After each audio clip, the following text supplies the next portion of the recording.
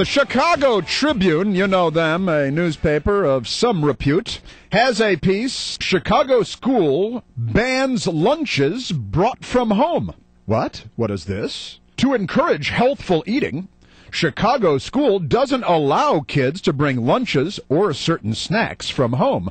Some parents and many students aren't fans of the policy. Can you imagine? Most of the North Korean students and parents are fine with it, though. Fernando Dominguez. Listen, this is just amazing. Journalists. This is the revolution will not be televised.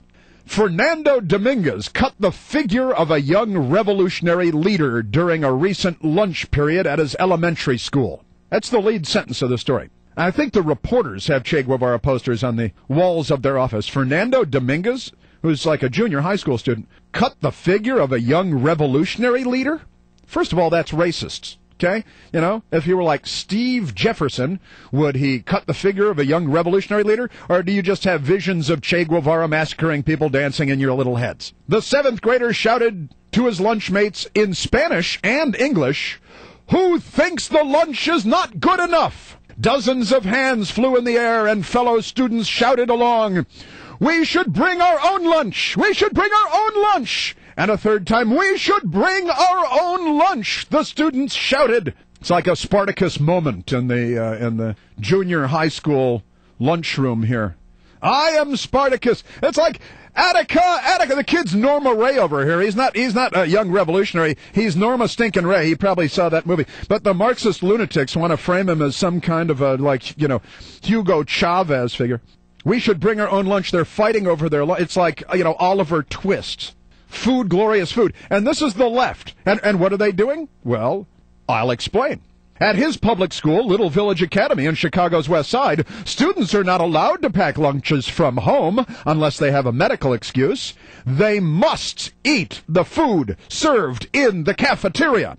Principal Elsa Carmona. I think Elsa Carmona was one of James Bond's rivals, wasn't she? Principal Elsa Carmona said her intention was to protect the students from their own unhealthful food choices. You mean it's the state's job to protect the children from their parents because they might have a PB&J or something. Elsa Carmona, who lives in a hollowed-out volcano, said, "Nutrition-wise, it's better for the children to eat at school. It's about the nutrition and the excellent quality food that they're able to serve in the lunchroom." Which is why, they've got Marxist revolutionaries tearing the place up here, and reporters coming in to see the Oliver Twist, Norma Ray, Attica, Spartacus thing. Are these people crazy enough?